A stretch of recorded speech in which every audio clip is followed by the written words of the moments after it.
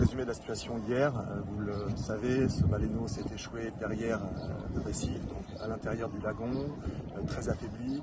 On a eu un certain nombre de témoignages qui nous font penser qu'il a été séparé de sa mère en raison d'une joute entre mâles qui ont voulu, on va dire, s'accoupler avec la maman, et le baleineau a été séparé de sa mère et égaré, il s'est échoué donc derrière le récif, probablement un peu désorienté.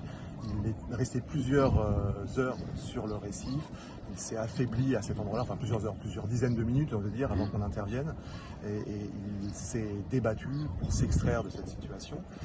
Et là il s'est blessé, sa pectorale était probablement fracturée, pectorale c'est la nageoire sur le côté, et donc il avait du mal à se mouvoir. Donc on l'a aidé manuellement, humainement, en le portant, ce baleineau, on l'a porté sur 800 mètres jusqu'à la passe de l'Ermitage derrière moi, où on espérait pouvoir lui donner une ultime chance de s'en sortir, étant entendu que séparé de sa maman, il avait quand même peu de chances de retrouver l'accès à une vie normale, d'autant plus qu'il était blessé. Voilà.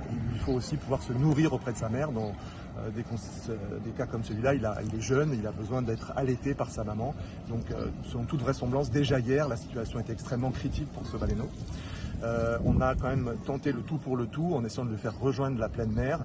Ça a échoué parce que dans la passe de l'Ermitage, il n'a pas réussi à trouver l'issue. Et comme il était blessé, il l'a plusieurs fois tourné en rond et s'est échoué de part et d'autre de la passe, sur le récif, en tout cas sur les coraux assez tranchants.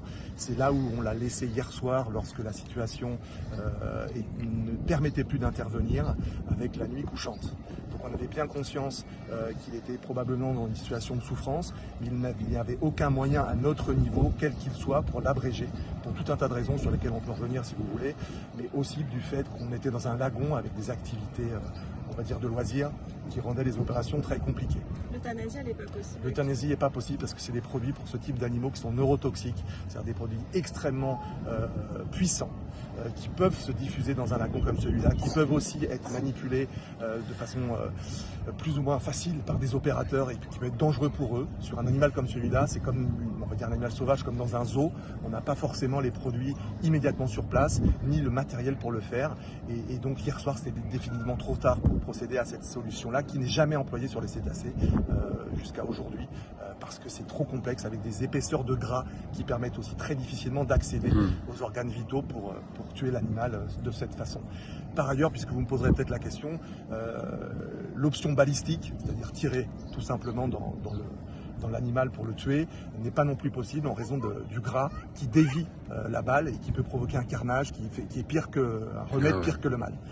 Donc voilà, donc on est confronté à cette difficulté, notamment aussi parce que ça peut aussi épandre du sang dans un lagon, et vous connaissez la problématique à La Réunion, ça peut attirer des prédateurs qui naturellement sont des charognards et peuvent être attirés par ce genre de situation.